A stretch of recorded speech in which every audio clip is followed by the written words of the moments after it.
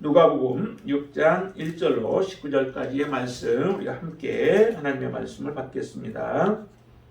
안식일에 예수께서 밀밭 사이로 지나가실새 제자들이 이삭을 잘라 손으로 비비어 먹으니 어떤 바리새인들이 말하되 어찌하여 안식일에 하지 못할 일을 하느냐.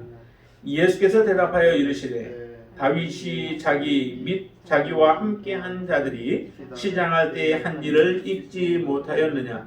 그가 하나님의 전에 들어가서 다만 제사장 외에는 먹어서는 안 되는 진설병을 먹고 함께한 자들에게도 주지 아니하였느냐. 또 이르시되 인자는 안식일의 주인이니라 하시더라. 또 다른 안식일에 예수께서 회당에 들어가사 가르치실새 거기에 오른손 마른 사람이 있는지라. 서기관과 바리새인들이 예수를 고발할 증거를 찾으려 하여 안식일의 병을 고치시는가 엿보니 예수께서 그들의 생각을 아시고 손 마른 사람에게 이르시되 일어나 한가운데 서라 하시니 그가 일어나 서거늘.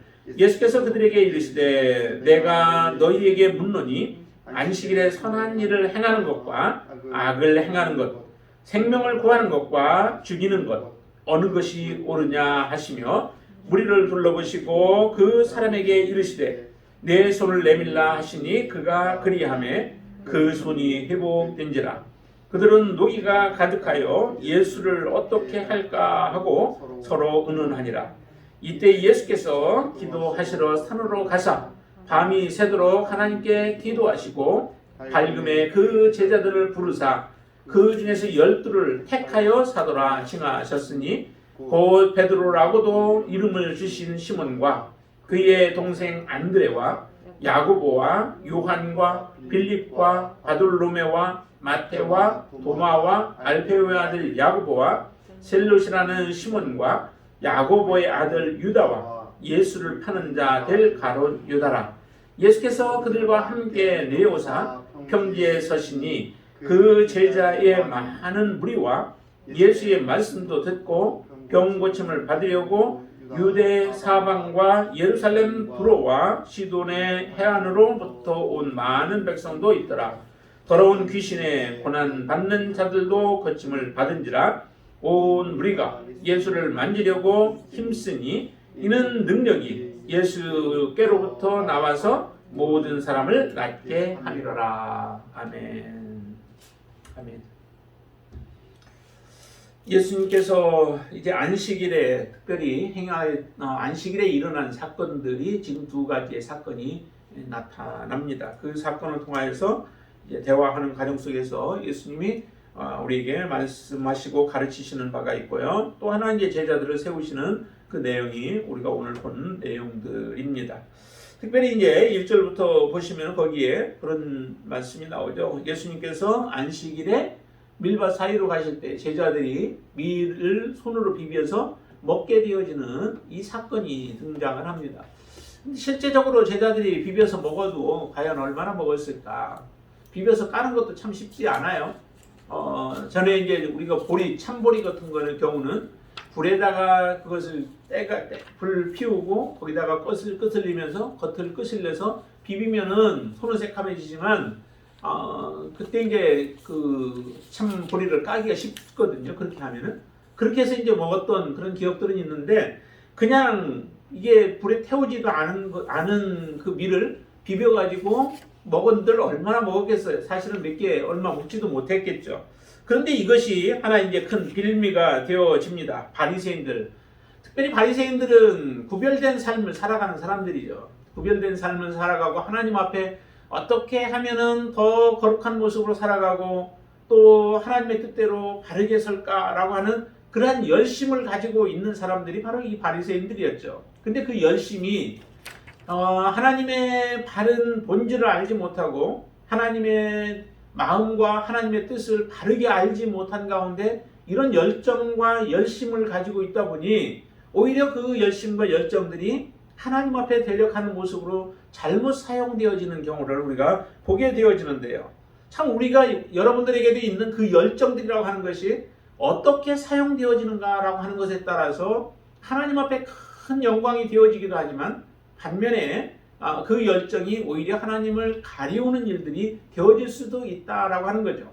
그렇기 때문에 항상 하나님을 의지하고 하나님을 섬기며 하나님을 따라가는 사람들은 우리의 자신의 모습을 바라봐야 되죠. 동기가 바른 동기에서 우리가 시작하는지 아니면 정말 하나님의 뜻과 하나님의 그 마음을 우리가 알고 하나님의 뜻 가운데 서서 살아가고 있는지를 항상 우리는 돌이켜보는 삶을 살아야 돼요. 엎드려서 우리의 뒤를 돌아보고 내가 다른 사람들로부터 비난받을 일들은 하지는 않는지, 하나님이 기뻐하지 아니하는 일을 내가 그게 옳다라고 생각하며 가지는 않는지를 항상 여러분들은 되돌아볼 수 있게 되어지길 바랍니다. 그렇게 하는 것이 곧 우리가 하나님 앞에 온전한 모습으로 서는 그 비결이기도 하죠. 특별히 우리는 말씀 앞에 우리 자신을 비추어 봐야 된다는 거예요. 말씀으로 다른 사람들을 재단하면서도 실제적으로 나는 그 말씀에 그 제재를 받지 못하고 내 마음대로 내 생각대로 내 의지대로 살아가면서 내가 말씀을 지키는 사람이라고 착각할 수도 있기 때문에 그렇죠. 여기도 보니까 2절에 보면 이렇게 얘기하죠. 어떤 바리새인들이 말하되 그러죠. 정말 존경받는 사람들 아니에요. 일반적으로 세상 사람들에게 존경받는 사람이 바리새인들인데 이 바리새인들이 자기들은 그래도 안식일에 행해야 할 일들과 하지 말아야 할 일들을 정확하게 구분하고 있고 그 구분에서 바르게 살았다라고 하는 사람들이 바리새인들 아니겠습니까? 그런데 하나님이 원하시지 아니하는 그러한 삶을 살아가면서 하나님이 지적하지도 않고 하나님이 제시하지도 않은 것을 자기들은 더 하나님 앞에 거룩하게 살아가겠다라고 하는 그러한 일념 하나만 가지고 하나님 앞에 하나님의 뜻을 거스리는 삶을 살아가고 있는 거죠. 그렇기 때문에 이 바리새인들이 내가 어떻게 살았는가에 따라서 다른 사람들도 잘 보이게 되어 있습니다. 내가 말씀을 잘 규정된 대로 또 안식일에 해야 할 일과 하지 말아야 할 일들을 정해놓은 대로 그것을 지키면서 살아간 사람들은 다른 사람들이 안식일을 범하지 않는지를 정확하게 알게 되어지죠. 이 지식이 사실은 자기를 가두어 버리게 되어지고 하나님으로부터 점점 멀어지게 만드는 그러한 일들이 되어지기 쉽습니다. 이 바리새인도 그렇습니다. 자, 바리새인들이 바라볼 때는 안식일날 밀 이삭을 손으로 비벼서 먹는 것은 이거는 하지 말아야 할 일. 여기에는 이렇게 표현해요. 안식일에 하지 못할 일이라고 얘기를 해요. 안식일에 해서는 안 될 일이라는 거죠. 그것은 하나님이 보실 때에 죄악된 것이다 라고까지 판정하고 판단할 만큼 이 바리새인들이 바라볼 때는 이것은 죄된 일들이라고 그렇게 규정을 지어 놓은 겁니다. 이렇게 규정을 지어 놓고 보니 지금 예수님의 제자들이 예수님을 따라다닌다고 하면서 오히려 율법을 범하게 되어지고 자기들이 정해놓은 그 전통을 지금 어기는 일들을 행하고 있는 그 모습을 지금 말하고 있는 거죠. 그런데 예수님께서 말씀하실 때 정말 이 제자들이 죄를 범했다면은 하나님 앞에서 하지 못할 일들을 행했다면은 예수님으로부터 책망을 받아야 하는데 예수님은 전혀 책망을 하지 않습니다. 제자들을 책망하지 아니하고 있는 가운데 있는데도 바리새인들은 그 제자들을 책망하고 있는 거죠.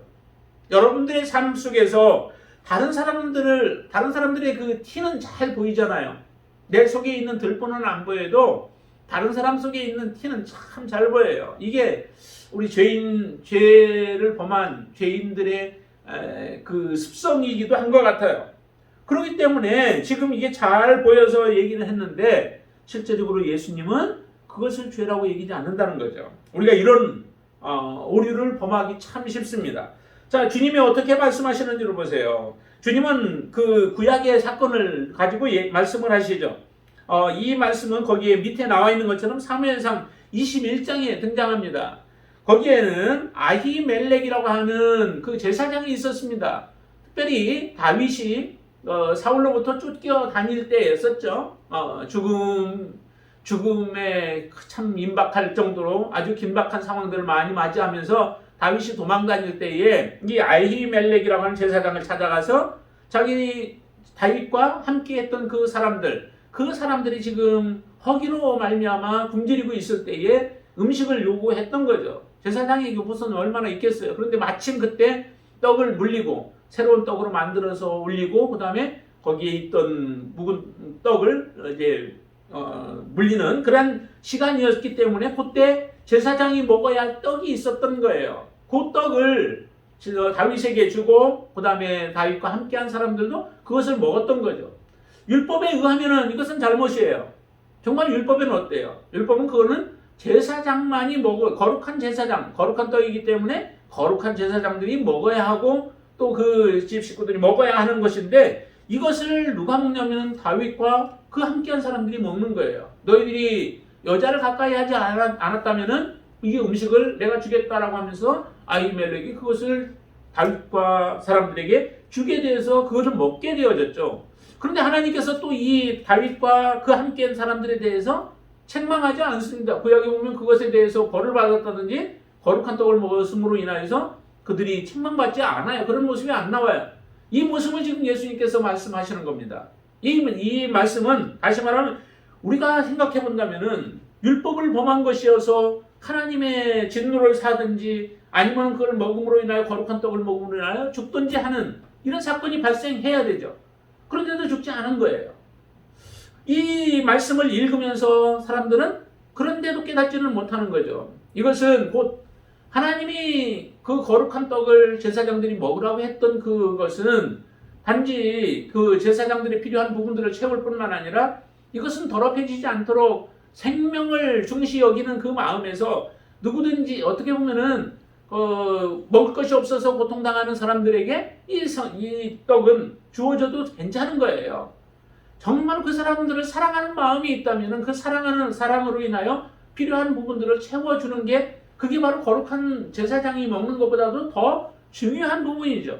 제사장이 먹어야 마땅하지만 그러나 제사장이 사랑함으로 또 그들이 굶주림으로 인하여 고통당하고 있을 때 그들과 함께하는 마음으로 먹을 수 있다면, 줄 수 있다면 그것은 하나님 앞에 죄가 되어지지 않는 거예요.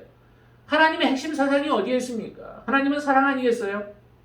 우리가 함께 믿음의 삶을 살아가면서도 사람들은 그 안에서 다툼이 일어나고 미움이 일어나고 시기가 일어나고 또 질투가 일어나는 이런 일들을 행하면서도 우리는 버젓이 하나님을 사랑한다라고 하면서 하나님을 섬기고 있는 그 모습을 보잖아요. 하나님은 그걸 원치 않는 거예요. 정말 하나님을 사랑한다면 그 안에서 진정한 사랑이 이루어지고 형제의 우애의 그 삶의 모습들을 보여주면서 하나님을 사랑하듯이 이것을 사랑하는 삶을 살라는 거죠. 이미 우리가 그런 사랑을 받았기 때문에 그래요.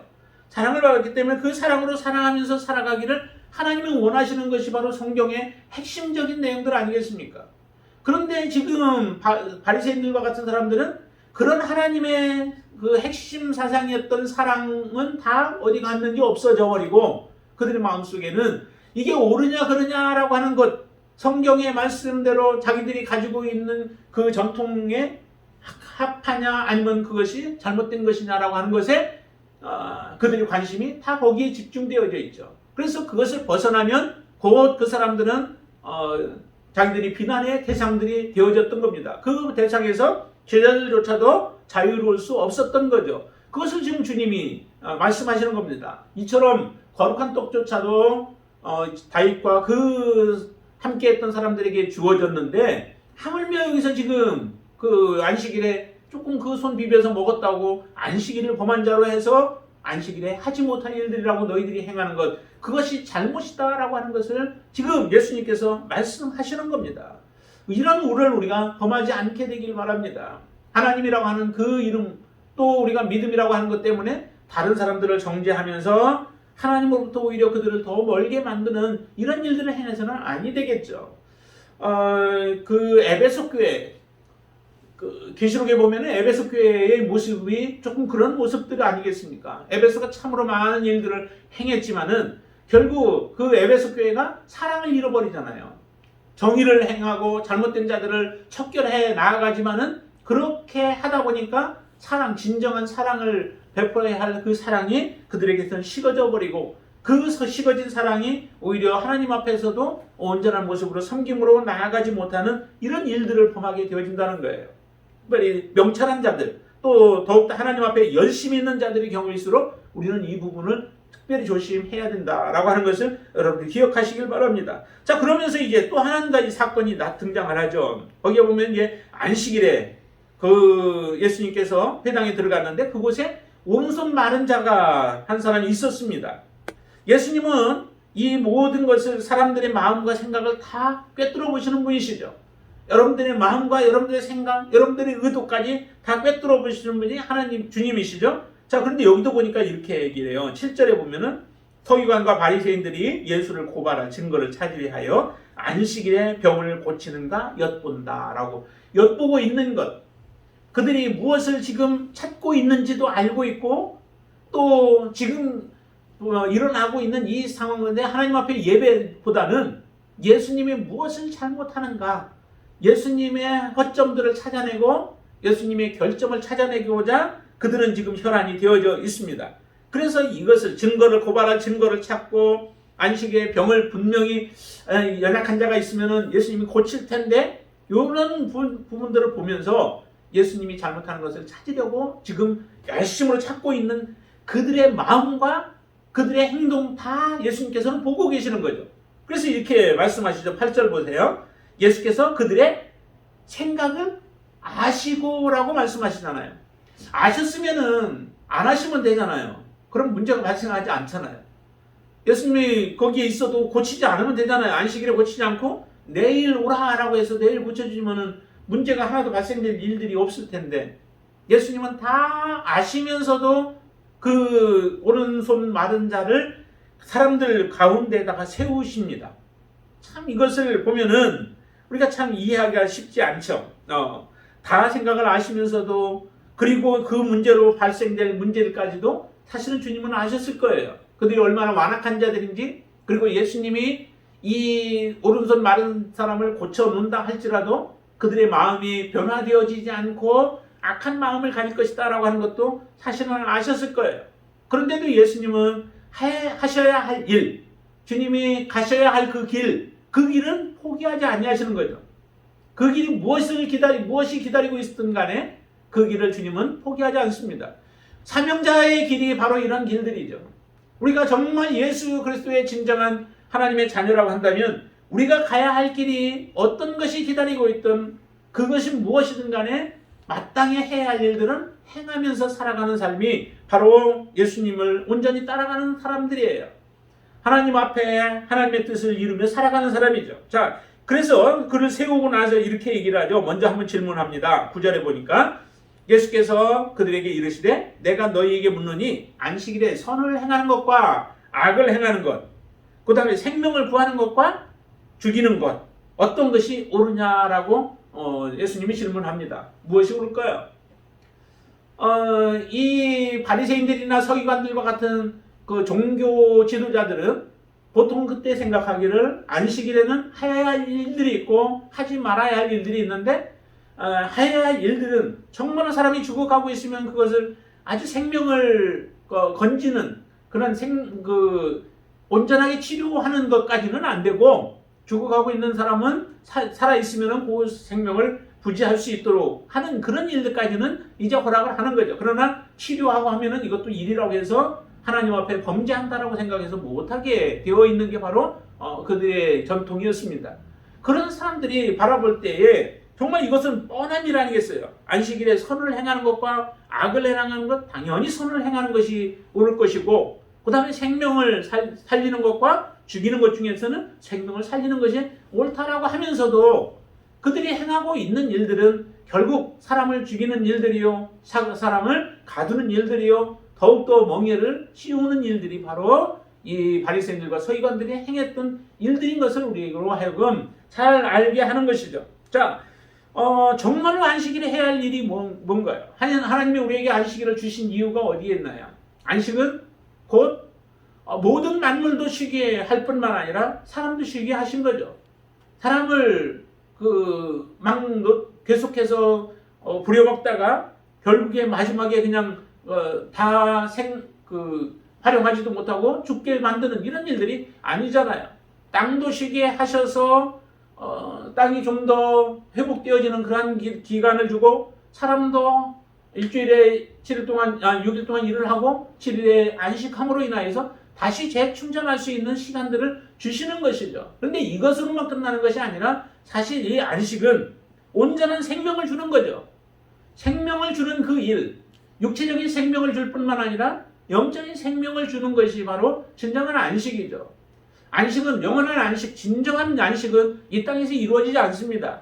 진정한 안식은 이제 하나님 앞에 갔을 때 우리에게 주어지는 온전한 안식이 되어질 거예요. 그것을 하나의 예표하고 있는 것이 이 땅에서의 안식인 거죠.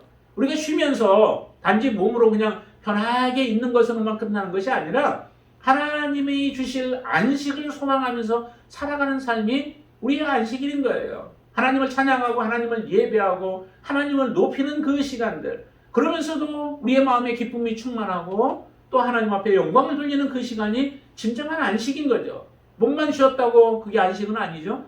이와 같은 진정한 안식을 주고자 하는 것이 주님께서 또한 하나님께서 계획하신 바예요. 그러기에 이 안식일 날은 우리가 해야 할 일들이 뭐냐면은 정말 선을 행하는 일들이죠. 선을 행하는 것이 무엇입니까? 곧 생명을 구하는 것이 무엇입니까? 이처럼 오른손이 말라서 고통당하고 있는 자, 이 사람을 회복시켜 주시는 것이 진정한 안식 아니겠습니까? 그래서 그 10절에 보면 이렇게 얘기를 하죠. 무리를 둘러보시고 그 사람에게 이르시되 내 손을 내밀라 하시니 그가 그리하매 그 손이 회복되었다라고 얘기를 합니다. 오른손은 보통 바른 것, 옳은 것, 또 선한 것, 그리고 생명과 같은 것들을 의미를 해요. 그런데 오른손이 말라버렸다는 거죠. 이런 것이 다 지금 말라버린 그 상태에 있는 이 사람을 완전한 모습으로 회복시켜 주신 게 바로 주일날, 안식일날 예수님께서 이 오른손 마른 사람을 고쳐주신 사건인 거죠. 사람을 완전하게 회복시키는 것, 그것이 바로 하나님이 기뻐하시는 일들이요. 이렇게 주님이 행하셨다면은 이것은 함께 기뻐해야 할 일이죠. 함께 즐거워해야 할 일이죠. 함께 축하해야 할 일이죠. 그 고통 속에서 헤어나온 사람을 우리가 보면서 같이 기뻐하는 게 그게 진정한 믿음의 사람 아니겠습니까? 이번에 참으로 이태원에서 일어난 그 사건은 너무도 끔찍한 일들이었죠. 정말 다시 일어나서는 안 될 일들이에요.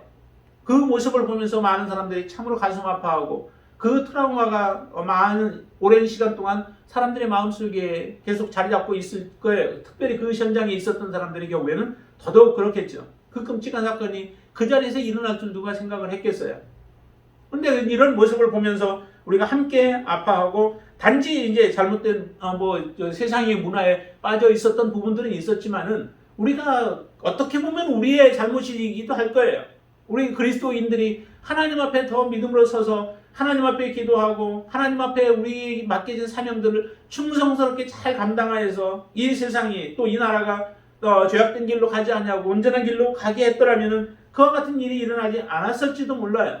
그런데 우리가 점점 교회가 세상으로부터 멸시를 받게 되어지고 또 세상으로부터 점점 우리를 미워하게 만들어지고 이와 같은 삶을 우리가 살았던 것들이 사실은 그 결과일지도 모르겠습니다. 그러기에 그들의 잘못을 우리가 얘기하기보다 먼저 우리가 하나님 앞에 기도하지 못하였고 우리가 바르게 서지 못하였던 우리의 모습들을 바라봐야 되는 거죠. 예수님에게도 사람들이 와서 얘기를 했던 적이 있죠. 실로암 망대가 무너져가지고 사람들이 18명이나 죽어버린 경우가 있었어요. 그래서 그때 예루살렘에서 예수님이 있었던 것 같은데 그러면서 말씀하시잖아요. 저 사람들이 죄가 더 많아서 실로암 망대가 무너질 때 죽은 것이냐? 그게 아니라는 거죠. 너희들도 회개하지 않냐면은 이와 같이 망하리라 라고 하셨던 주님의 그 말씀, 그 모습이 어떻게 보면 동일하게 떠올라요. 정말 우리가 그들보다 더 거룩해서 지금 살아있고 우리가 이렇게 지금 편하게 살아가고 있는 것인가? 그건 아니라는 거죠. 우리도 하나님 앞에 심판을 받아야 할 자들이요, 멸망받아야 할 자들이 동일한 그런 모습들이었던 우리들이 그래도 하나님의 조그마한 더 큰 은혜로 인하여 지금 이렇게 서 있다면은 우리가 해야 할 일들이 무엇인가라고 하는 것들을 우리는 더 잘 알게 되어지죠. 그 사명에 우리가 붙들려 살아가지 못한다면은 우리의 모습도 동일하게 그와 같은 자들이 똑같은 사람들이 되어지는 거예요. 여기에도 보니까 이 서기관들이나 바리새인들 하나님을 정말 섬긴다고 했던 사람들의 모습이 어떤 모습으로 변화됐는지를 11절을 우리 한번 같이 보겠습니다. 같이 봅니다. 그들은 노기가 가득하여 예수를 어떻게 할까 하고 서로 의논하니라 라고 얘기합니다. 선한 일을 보았는데, 선한 일을 행하시는 주님을 보았는데 주님에 대한 믿음이 생겨지지 않아요. 이와 같이 손 마른 자를 주께서 말씀하심으로 인하여 온전히 회복되어진 그 모습을 보면서도 그들의 마음에는 감동이 없습니다. 그들의 마음에는 기쁨이 없습니다. 점점 메말라가고 있는 것, 완전히 메말라서 다시 불이 지펴지지 못하는 그러한 모습처럼 생겨진 것이 바로 이 바리새인들과 서기관들의 모습 아닙니까? 여러분들의 모습은 어때요? 정말 하나님과 함께 기뻐할 마음의 준비가 되어 있습니까? 하나님이 하시는 일들을 바라보면서 영광을 돌리는 마음은 준비되어 있습니까? 하나님께서 우리를 인도하는 대로 하나님의 의도를 알고 하나님의 뜻을 알고 하나님께서 우리의 잘못된 길들을 지적할 때마다 우리가 바른 길로 갈 마음의 준비는 되어져 있습니까? 하나님이 행하시는 일들을 바라보면서 하나님의 뜻을 알지 못하고 하나님의 의도를 알지 못하고 하나님 앞에 우리의 자신을 쳐서 복종시키지 못한다면은 우리의 모습도 지금 이 바리새인들과 서기관들과 같은 그러한 자들일 거예요. 그러나 저와 여러분들은 그렇게 되지 않기를 주님의 이름으로 축원합니다. 노기가 가득하여서 참으로 헛된 일들을 행하고 있는 그 모습들이죠. 가득하여서 예수를 어떻게 죽일까? 우리의 메시아인데 나를 위하여서 이 땅에 오셨는데 그분을 어떻게 죽일까 논의한다고 하는 것이 이 얼마나 악한 모습이에요. 우리의 모습 속에 이런 악한 모습이 없게 되길 바랍니다. 그리고 오직 정말 안식일의 주인 되시는 예수 그리스도, 그분이 나의 주인이시라면 나의 인생도 오직 예수 그리스도의 말씀대로 순종하며 살아가는 삶이 되어야 되지 않겠습니까? 하나님의 말씀 앞에 우리가 무릎을 꿇고 하나님의 말씀이 인도하여 주시는 대로 바르게 순종하며 살아감으로 하나님 주님과 함께 동행하는 삶을 살아갈 수 있게 되길 바랍니다. 그것이 바로 진정한 제자죠. 그래서 여기 12절부터는 제자를 세우는 사건이 등장을 하죠. 12명의 제자를 세워요. 이 사건이 일어난 이후에 12절에 이렇게 말씀합니다. 이때에 예수께서 기도하시러 산으로 가사 밤이 새도록 하나님께 기도하시고, 예수님을 죽이려고 하는 노기가 가득하여서 예수를 어떻게 죽일까라고 하는데 예수님은 이와 같은 문제를 지금 야기시키고 나서도 하나님께로 나아갑니다. 하나님과의 깊은 교제, 그것이 바로 앞으로 주님이 걸어가야 할 길들을 바르게 걸어가게 할 수 있는 그 비결인 것이죠. 여러분들이 하나님의 뜻을 붙잡고 말씀대로 살아갈 수 있는 비결도 하나님 앞에 우리의 기도의 인줄로 믿습니다. 하나님의 말씀과 그 기도죠. 하나님의 말씀이 없으면 우리는 반짝 열정을 가지고 일을 하는 것 같으나 하나님의 말씀이 없으면 무너져 버리게 되어지죠. 또 우리가 기도가 없으면 고난과 역경들 앞에서 우리가 이겨낼 힘이 없게 되어지죠. 항상 우리 안에 성령님의 역사하시도록 내 뜻보다는 성령의 뜻이 우선되어지고 내 생각보다는 하나님의 말씀이 우선되어져서 정도의 길을 걸어가게 되어질 때에 우리는 예수 그리스도를 진정으로 따르는 자들이 되어질 줄로 믿습니다. 주님의 산으로 가서 밤새도록 하나님과 깊은 교제를 나누시는 거죠. 무슨 기도를 했는지는 몰라요. 그러나 그의 기도 이후에 제자들을 세우시는 그 내용이 나오죠. 13절, 밝음에 그 제자들을 부르사 그 중에 12를 택하여 사도라 칭하셨다라고 얘기합니다. 사도라고, 제자들 가운데서 특별히 사도 12명을 세우는 거죠. 왜 12명을 세울까? 13명도 세워야 되고 11명을 세워도 되고 하는데 12라고 하는 것은 하나의 상징적인 수이기도 하죠. 완전한 수이기도 하죠. 그래서 예수님의 제자 12를 세워서 온전한 모습으로 하나 주님을 따르는 그러한 제자들을 세우는 것을 의미하기도 합니다. 그래서 사도라고 하면은 정말 예수께로부터 보냄을 받은 사람 아니겠습니까? 보냄을 받았기 때문에 예수님의 뜻을 그대로 행하는 사람들이 이 사도들이에요. 그 12명의 사도를 세워서 주님의 사역을 감당하게 하시는 거죠. 주님이 특별히 12를 택하였다라고 말씀합니다. 택한 것은 우리가 하나님을 택하는 것이 아니죠. 여러분들이 하나님을 믿은 것 같으나 실제적으로는 하나님이 여러분들을 택하신 거죠. 하나님이 필요해서 택하였습니다. 여기 12명도 실제 12명이 우리가 객관적으로 본다면은 예수님의 제자로서 합당한 사람들이 과연 얼마나 될까요? 예수님의 제자로서 정말 뛰어난 자들이 얼마나 될까요? 별로 없습니다. 그렇죠? 대부분 다 그래요. 어부들에다가 또 그 세리, 죄인으로 취급받는 세리, 그리고 보면은 대부분 다 그렇습니다. 거기에 사람들이, 이런 사람들이 예수님의 12 제자가 되었는데 이 모습을 보면은 때로는 우리 스스로 우리 자신을 바라볼 때에 너무도 우리가 부끄러운 모습들이 참 많아요. 연약하고 어떻게 나 같은 목회자로 저를 세웠어도 저도 마찬가지죠. 항상 부족한 것을 느끼며 여러분들 앞에 서지만은 그런 우리의 모습을 바라보면서 우리는 낙심하고 좌절하기 참 쉽습니다. 괜히 목회자로 내가 섰는갑니다 라고 하는 생각이 들 때가 참 많아요.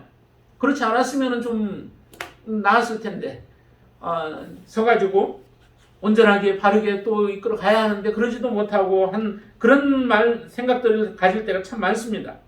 근데 여러분들도 살아가다 보면 그런 경우들이 많죠. 하나님이 어떻게 나를 이렇게 사랑해서 택해 주셨는지, 그러나 하나님 앞에 온전한 모습으로 서기에는 참 부족함을 많이 느끼는 그런 경우들도 있어요. 그러나 우리의 생각과 우리의 마음과 우리의 뜻을 다 아시는 하나님이, 주님이 택하셨다라고 하는 것, 그 택하심만으로도 우리는 하나님 앞에 더욱더 열심으로 좌절에서 일어나고 낙심 가운데서 일어나서 하나님의 뜻을 쫓아가는 사람이 되어야 될 줄로 믿습니다. 12명의 사도를 택해서 그들로 하여금 이제 사명을 감당하게 하시는 그 예수님의 모습을 보면서 이와 같이 12명의 제자를 특별히 여기다 기록하신 이유도 온전한 제자로서 주님을 섬기는 제자가 되도록 하기 위하여 우리에게 말씀하시는 것 아니겠습니까? 예수님을 따라다녔던 그 제자들도 사람들은 하지 못할 일들을 했다라고 손가락질하면서 그들은 죄인들이라고 얘기를 하고 죄를 지었다라고 그렇게 말하지만은 주님은 이 제자들을 그렇게 생각하지 않았다는 거죠. 주님을 온전한 모습으로 지금 쫓아가고 있는 사람들이었고, 그리고 이 오른손 마른 사람도 예수님께서 온전히 회복시켜 주심으로 인하여 다른 사람들은, 바리새인들과 서기관들은 오히려 예수님을 대적하며 예수님을 죽일 음모를 꾸미고 계획을 하지만 이 온전히 회복되어진 자를 통하여 주님을 더 잘 섬기게 하셨고 12명의 제자들을 통하여 예수님을 온전히 섬기는 자들로 주님은 그렇게 세우셨습니다. 저와 여러분들도 주님은 온전히 하나님을 섬길 수 있는 자로 저희들이 세워주신 줄로 믿습니다. 우리의 부족함만 탓하지 마시고 하나님이 우리에게 주신 재능과 달란트와 능력을 가지고 또 주님이 부르심 앞에, 소명 앞에 여러분들이 충성스럽게 감당하며 그 길들을 걸어가실 때에 우리는 예수 그리스도의 온전한 제자로서 주님 앞에 서서 주께서 우리에게 주실 영원한 안식, 그 나라를 소망하면서 그 나라를 우리가 바라보면서 믿음으로 살아가는 자가 되어질 줄로 믿습니다. 그때까지 우리가 멈추지 말고 오직 주님 손잡고 함께 동행하며 주님의 제자로서의 귀한 사명을 충성스럽게 감당하는 저와 여러분들 되시기를 주님의 이름으로 축원을 드립니다. 기도하겠습니다. 주님 감사합니다.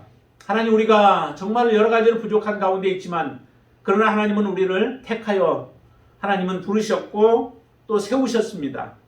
집사로, 성도로, 그리고 목회자로 하나님이 세우셨사오니 하나님의 부르심 앞에 이제 우리가 대적하지 않고 순종하고 또 복종하며 우리의 자신을 쳐서 하나님의 말씀 앞에 우리 자신을 복종하는 귀한 삶을 살아갈 수 있도록 역사하여 주시옵소서. 아직도 하나님 앞에 온전한 모습으로 서지 못한 심령들이 많이 있사오니 그들을 우리가 지적하고 또 잘못을 우리가 책망하기보다는 사랑으로 우리가 감싸가면서 하나님의 그 큰 사랑을 그들에게 전할 수 있는 자들이 되어지도록 역사하여 주시옵소서. 특별히 우리 공동체를 주님이 축복하여 주시어서 하나님 앞에 온전한 모습으로 주님을 섬기는 온전한 공동체가 되어지게 하여 주시옵소서. 사랑의 공동체가 되어지게 하시고 섬김의 공동체가 되게 하시고 또한 겸손한 공동체가 되게 하여 주시고 성령의 충만한 은혜가 넘쳐나는 공동체로 우리를 세워 주시옵소서. 하나님이 기뻐하시는 모습으로 설 수 있도록 역사하여 주시옵소서. 우리의 삶이 정말로 온전한 모습으로 주님을 섬기는 온전한 제자로서의 삶을 살아가도록 역사해 주시옵소서. 예수님의 이름으로 간절히 기도드리옵나이다. 아멘.